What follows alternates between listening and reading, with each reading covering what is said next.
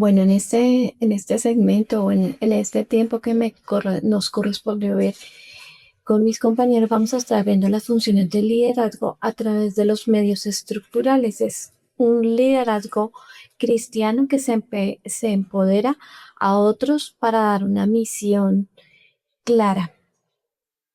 Entonces vamos a estar empezando en esta introducción que les voy a hacer. Es para empezar que debemos romper la idea muy común en que el que lidera tiene que hacerlo todo.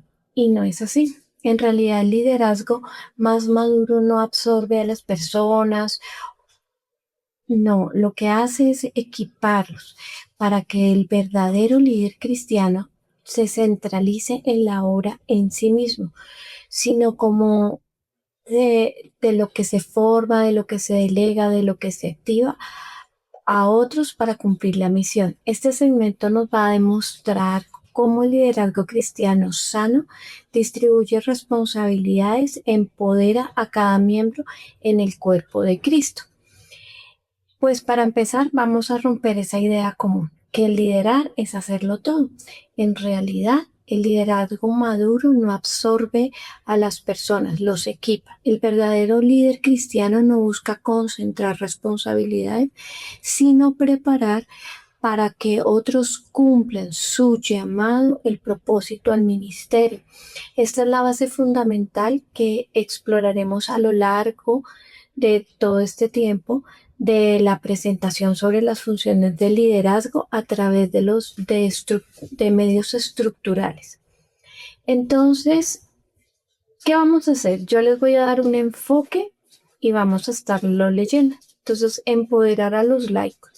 En la iglesia se necesitan cambios para empoderar a los laicos para un ministerio significativo. El liderazgo efectivo transforma a la congregación en ser agentes activos del reino de Dios. Clarificar la misión y la misión. En el primer paso es definir la claridad hacia dónde se dirige la iglesia. ¿Cuál es el propósito fundamental? Sin una visión clara, el pueblo pues perece. Como nos dice la palabra de Dios, el líder debe comunicar esta dirección de manera que inspire y movilice al resto de las personas. Cada miembro posee dones únicos dados por Dios. El líder cristiano tiene la responsabilidad de ayudar a cada persona a identificar sus talentos y a entrenarlos en las áreas específicas del servicio de acuerdo al cuerpo de Cristo. Entonces, ¿cuál es el principio clave? El líder cristiano no reemplaza a la iglesia, lo moviliza. Este principio es fundamental cuando lo vemos en Efesios del 4, del 11 al 12, porque dice, y él mismo constituyó a unos apóstoles, a otros profetas, a otros evangelistas, a otros pastores, a otros maestros, a fin de que, de perfeccionar a los santos. ¿Para qué? Para la obra del ministerio, para la edificación del cuerpo de Cristo.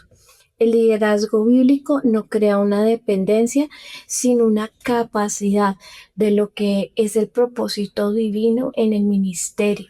No es de liderar o que se haga todo, sino que se equipe cada vez más al creyente para cumplir su llamado específico en el cuerpo de Cristo, para que nosotros seamos edificados. Entonces, el poder de las organizaciones voluntarias, el poder está distribuido de lo que nos está hablando es el poder distribuido en la iglesia. El poder no se concentra en una sola figura o en una sola persona, sino de diferencia en organizaciones jerárquicas o tradicionales. El poder está distribuido en todos los miembros del cuerpo de Cristo.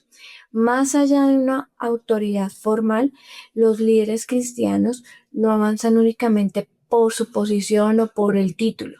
El verdadero liderazgo se desarrolla activando y movilizando a los miembros hacia un propósito común.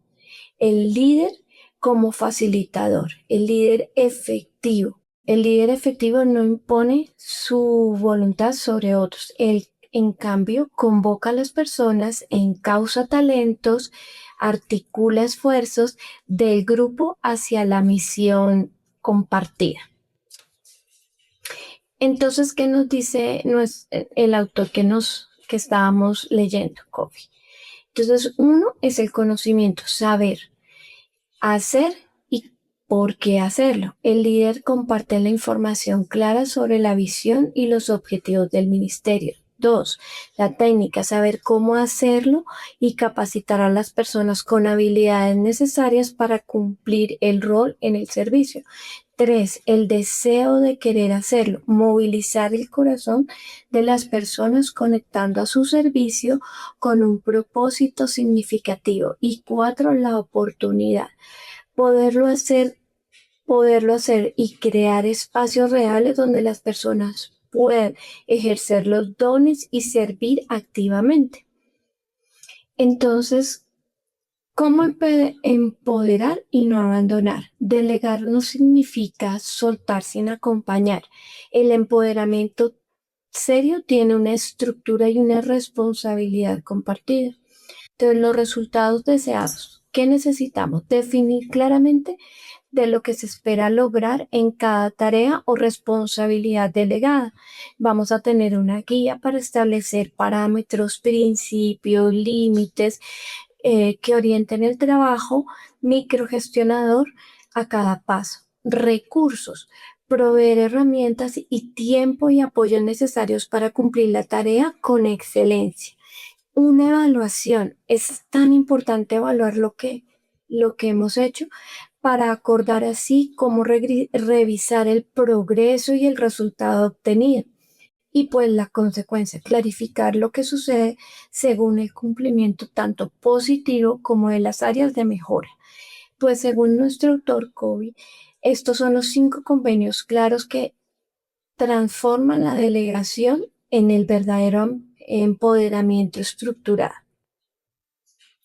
Y tenemos un ejemplo. En Éxodo 18, Moisés se concentraba demasiado en el trabajo en sí mismo, atendía personalmente cada conflicto, cada consulta, cada necesidad del pueblo, desde la mañana hasta la noche, hasta que su suegro Jetro observó la situación y pues era insostenible y le dio un consejo súper sabio, donde decía, debes organizar líderes de miles, de cientos, de 50 y de 10, y esta estructura así tan escalonada hizo que los asuntos menores se resolvieran a niveles más cercanos y más rápido o más ágilmente, no solo con casos y los casos difíciles iban a llegar a Moisés.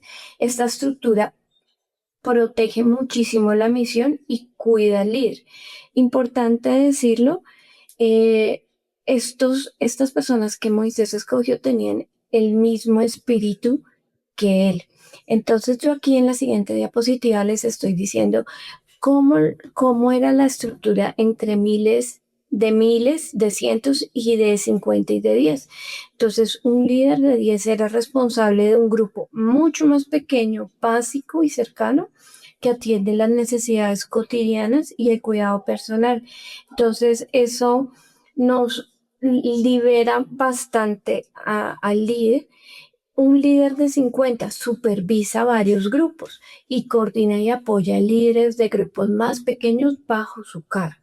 Y un líder de 100 y de 1000 dirige pues estructuras mayores de 100 y supervisan a los de 50 y coordinan toda la organización.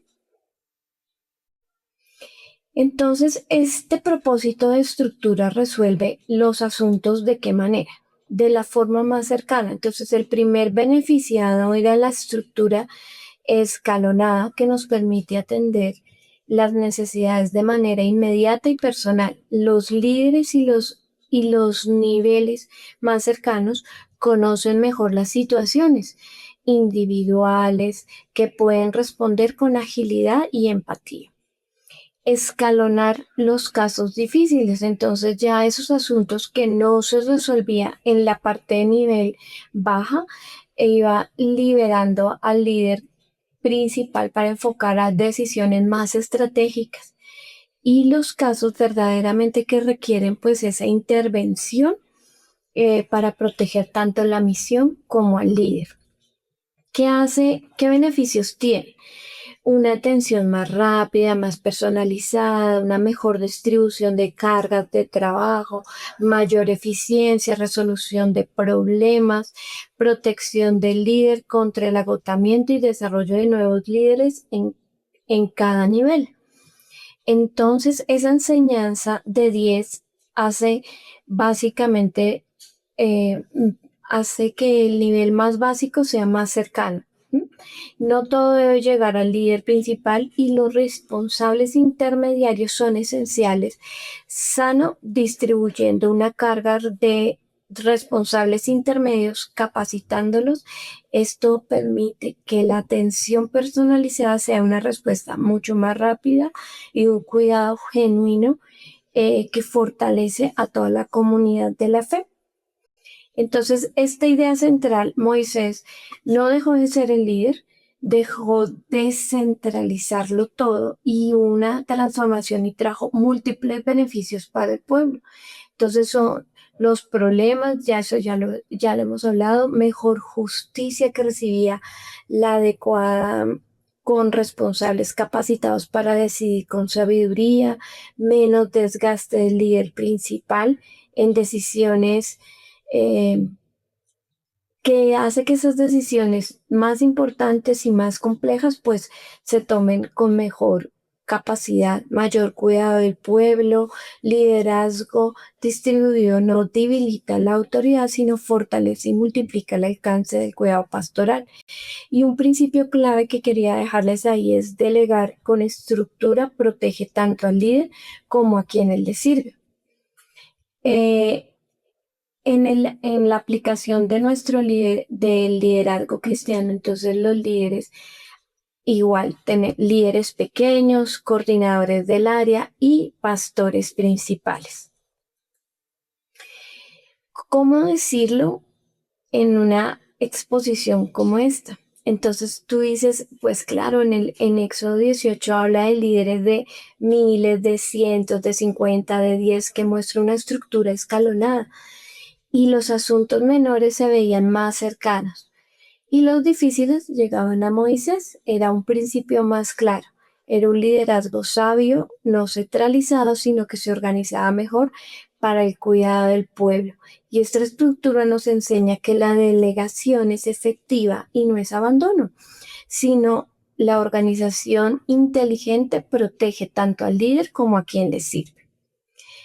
Entonces, en la iglesia, el resultado eh, ya para el pastor principal, en una iglesia grande, tanto como para el pastor principal, y el resultado es el agotamiento y el desorden y la falta de atención personalizada en las necesidades de la congregación. Sin embargo, en las necesidades de la congregación, eh, si cuando se implementa esta estructura, los líderes de las células o los supervisores del área o los coordinadores ministeriales o el cuidado pastoral se distribuye de una manera eficaz y sostenible.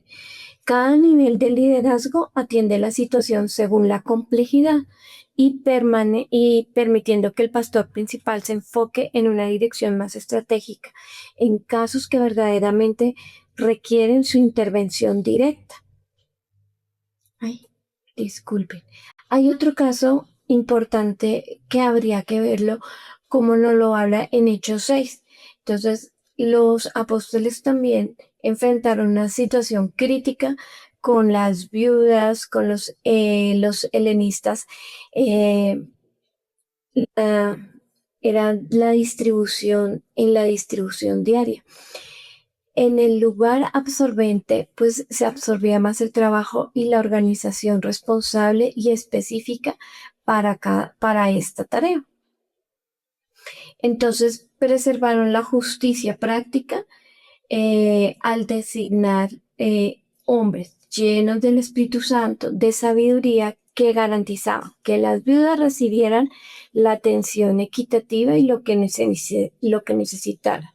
Una estructura que aseguró que nadie nos quedara desentendido en el servicio que fuera justo. La prioridad ministerial. Los apóstoles declararon, no es justo que nosotros dejemos la palabra de Dios para servir a las mesas y delegaron sin abandonar y crearon una estructura para proteger tanto el servicio práctico como la predicación. Este es el liderazgo estructural cristiano. Entonces, en conclusión, voy a retomar.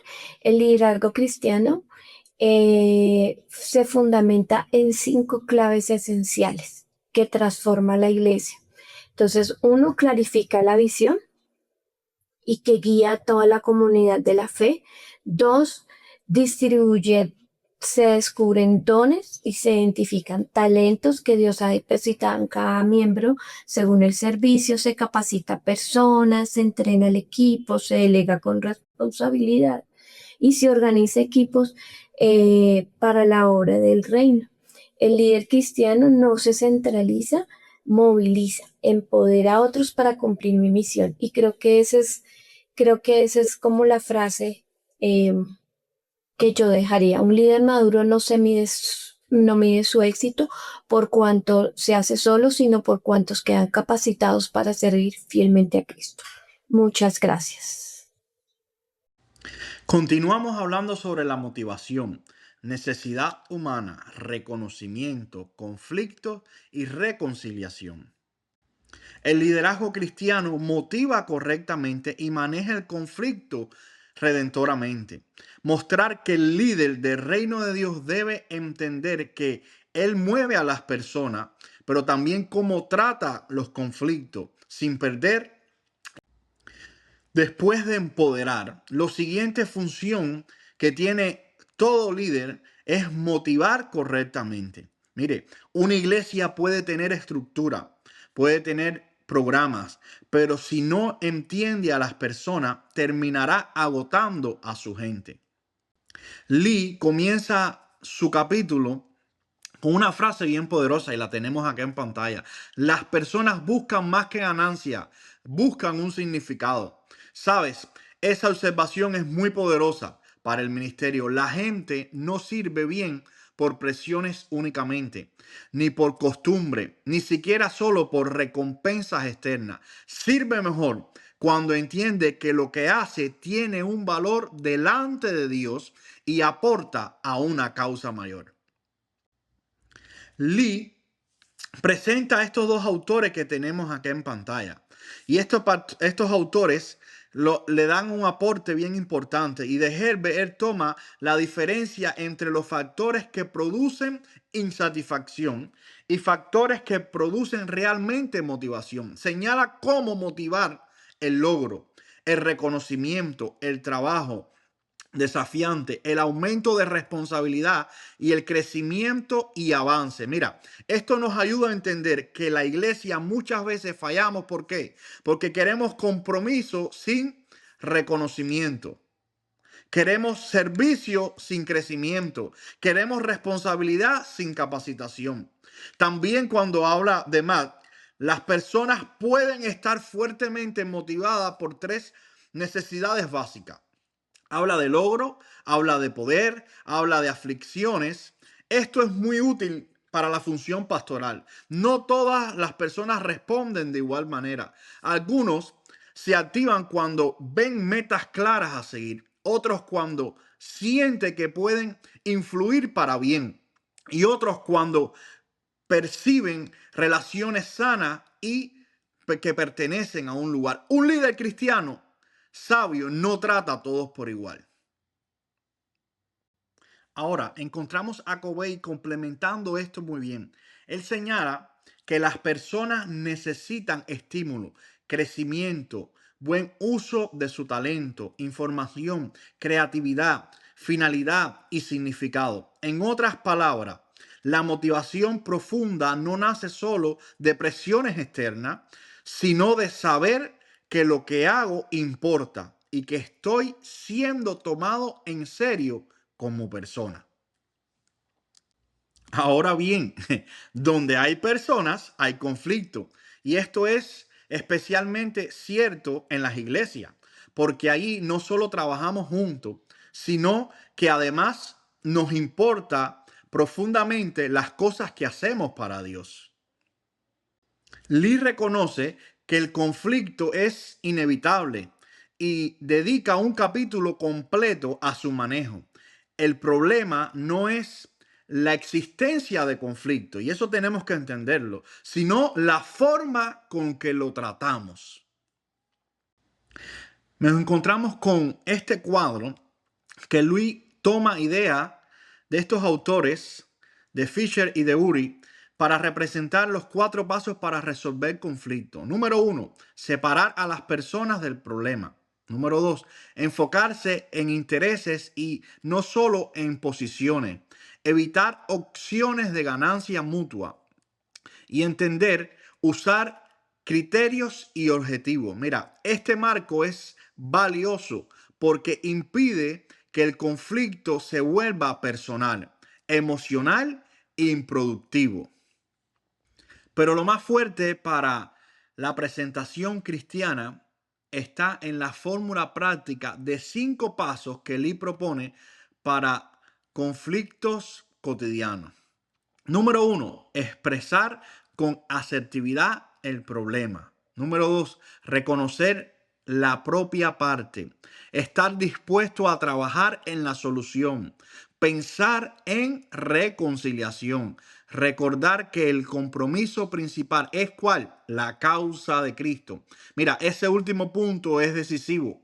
En la iglesia no resolvemos conflictos para sentirnos mejor, para nada.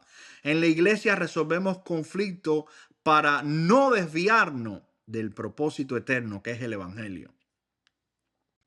Ahora Covey añade otra luz importante y habla sobre los conflictos crónicos que surgen cuando se piensa falsamente que debe elegirse entre control organizacional y autonomía personal. Él dice que el problema central no es el conflicto mismo, sino el paradigma de este o el otro. La organización sana trabaja con la lógica de responsabilidad, autonomía, control y autosupervisión. Eso aplica muy bien a la iglesia. Muchas tensiones ministeriales nacen por falsos extremos, autoridad o práctica, orden o libertad espiritual, estructura o espontaneidad. Pero la madurez cristiana busca integración y no polarización. Un liderazgo sano no gobierna por miedo ni por presión. Gobey advierte que el poder coercitivo produce sumisión superficial y a lo largo sabotaje, sospecha y deterioro. El liderazgo más sano se basa en principios de honra y confianza. He aquí un ejemplo bíblico que encontramos en Filipenses capítulo 2. Pablo trata tensiones, relaciones en la comunidad y no responde solo con autoridad apostólica. No, llama a humanidad, a unidad de propósito, a consideración mutua. También en el Evangelio de Mateo capítulo 18 muestra que el conflicto debe observarse, no negarse. Concluyendo esta segunda parte, entendemos que, a forma de resumen, que el liderazgo cristiano motiva cuando conecta a las personas con significado, reconocimiento, crecimiento y misión, y maneja el conflicto cuando busca verdad, reconciliación y prioridad del evangelio. Y recuerde algo bien importante. El conflicto no siempre destruye a la iglesia. La destruye el conflicto mal manejado.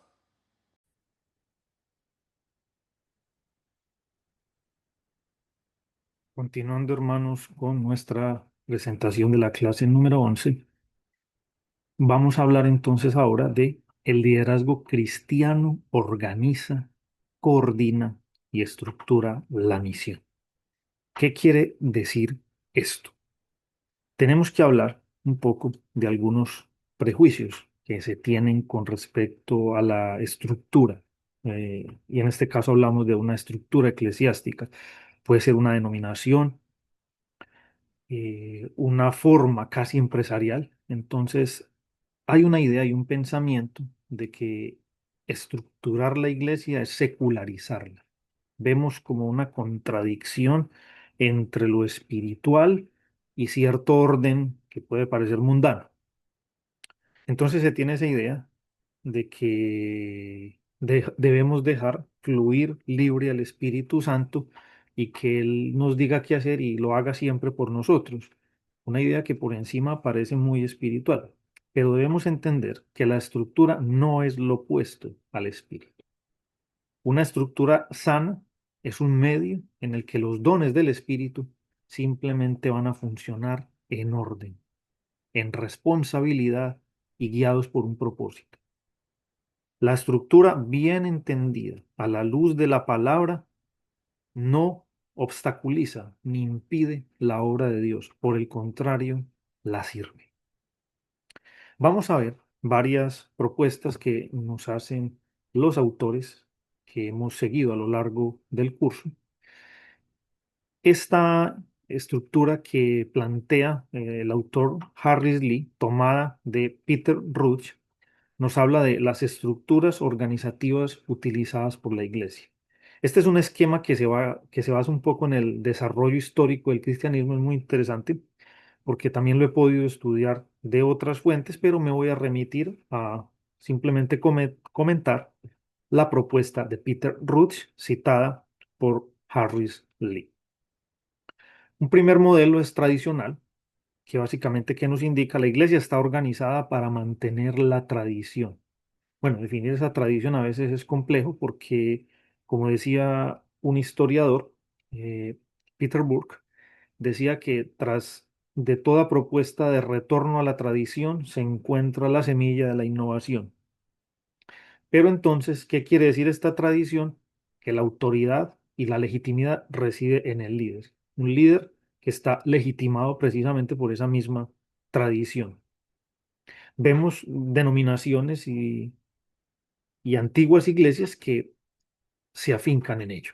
Entonces, ahí podemos inclusive meter la iglesia católica que alega en muchos casos seguir la tradición. Carismática. La iglesia tiene poca organización, pero sigue al líder que persigue una intuición.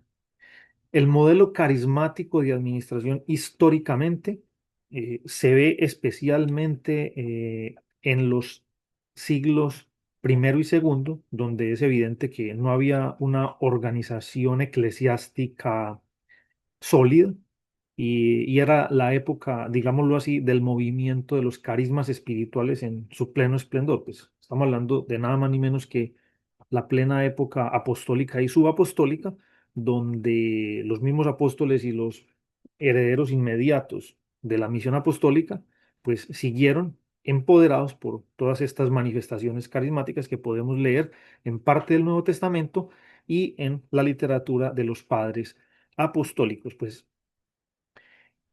son relevantes dos funciones muy activas en esta época que inclusive un texto datado entre finales del siglo primero y el siglo segundo, como es la Didache, nos da algunas pistas de ello, que son los apóstoles en sentido amplio y los profetas. Los profetas lo han ilustrado buenos historiadores, que son estos líderes carismáticos que iban de una región a otra dotados por ese poder, esos carismas sobrenaturales y dirigían las iglesias. Entonces no había una organización, no había una organización. Siguiente, clásica, el modelo clásico, la iglesia es una burocracia, los líderes hacen funcionar la máquina. Esto lo podemos ubicar un poco ya a partir del siglo cuarto con esa amalgama que hay entre poder político y poder religioso, donde el cristianismo pues queda en una buena posición socialmente aceptado, ocurre todo ese fenómeno que conocemos como la cristianización de la sociedad, pero queda un liderazgo férreo, consolidado en torno al poder también político, entonces son los que hacen funcionar. O sea, la iglesia existe porque hay obispos, presbíteros, diáconos, etcétera, porque hay jerarquía eclesiástica. Es el sentido. Y en algunas citas Se llega a afirmar inclusive que si no hay jerarquía, no hay iglesia. Entonces, eso es un modelo clásico ya del poder eclesiástico. Hay otras tendencias como las relaciones humanas que ya tienen un sentido más moderno. Quizás, digámoslo así, la tradicional y la clásica imperaron en todos los modelos medievales. Son muy palpables, pero no puedo entrar en detalle ahora. Pero las relaciones humanas ya son un prototipo más de la era moderna. A partir del siglo XV, XVI, esto se va transformando, especialmente con los sucesos de la Reforma Protestante. Y en su versión más moderna, donde estamos en una generación de fracturas institucionales, de la cual voy a hablar un poco al final, pues se empiezan a formar pequeñas subcomunidades. Tienen diferentes nombres según la denominación de la iglesia: grupos familiares, células, grupos de apoyo, grupos de estudio bíblico, eh, red de grupos, etcétera, etcétera. Seguramente todos acá lo hemos escuchado. Entonces, que ya no se lideran personas, sino que se lideran grupos. En algunos casos, como en China, por ejemplo, es necesario que la iglesia funcione así, y en países hostiles, pues es muy necesario. En otros no es necesario, como es el caso de algunos países latinoamericanos, pero se ha adoptado este patrón. Vemos, por ejemplo, un crecimiento increíble de este tipo de modelos en los Estados Unidos, sobre todo ese modelo de iglesias en casa que se popularizó en Estados Unidos, y en Latinoamérica los últimos 10 15 años ha crecido significativamente. Entonces se vuelven, a veces los grupos son independientes, no se relacionan entre ellos, pero a veces sí. Entonces hay un asunto de liderar grupos pequeños, y si bien hay una alta calidad humana y relación entre los individuos de ese grupo, porque es más fácil crear una relación profunda en un grupo pequeño que en una mega comunidad. Y finalmente, según la propuesta de Peter Rush, está la estructura de sistemas. La iglesia es como un cuerpo, un todo con muchas partes. El liderazgo aclara el propósito e interpreta el cambio. El liderazgo no es administrativo, sino funcional.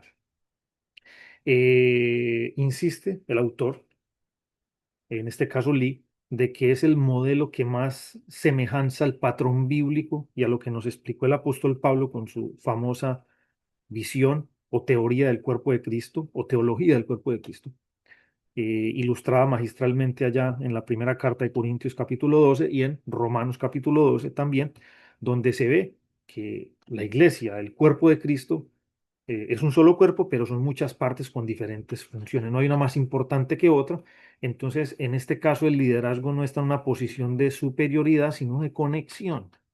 Es un liderazgo funcional, es altamente relacional. Todas las partes tienen que funcionar.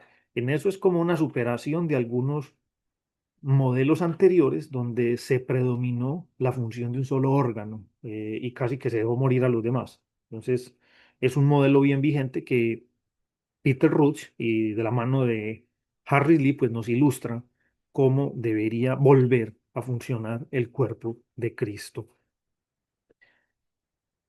También, interesantemente, Harris Lee, en su obra que estamos comentando acá, pues nos habla de principios de coordinación, o sea, cómo hacer funcionar ese cuerpo. Y también nos sirve este esquema como un diagnóstico de por qué a veces no funciona. Entonces nos habla de 5 puntos o 5 principios de coordinación. ¿Cuáles son esos principios de coordinación? Primero, responsabilidad.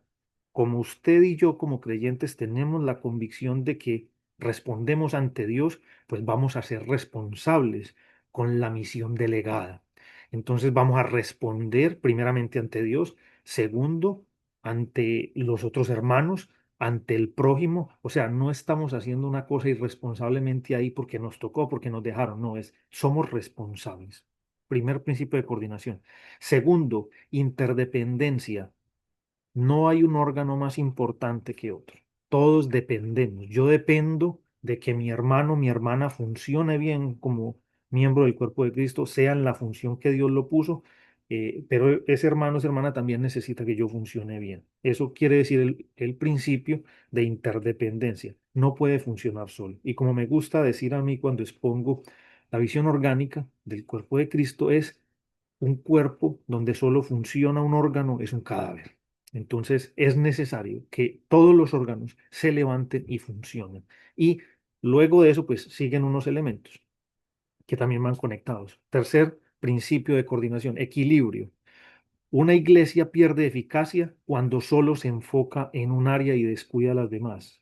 Por ejemplo, si una iglesia solo invierte recursos y personas en tener un superministerio de alabanza y descuida escuela dominical, descuida la capacitación de líderes, pues está en un desequilibrio. Tiene que equilibrar y sobre todo los elementos claves que ilustra el autor.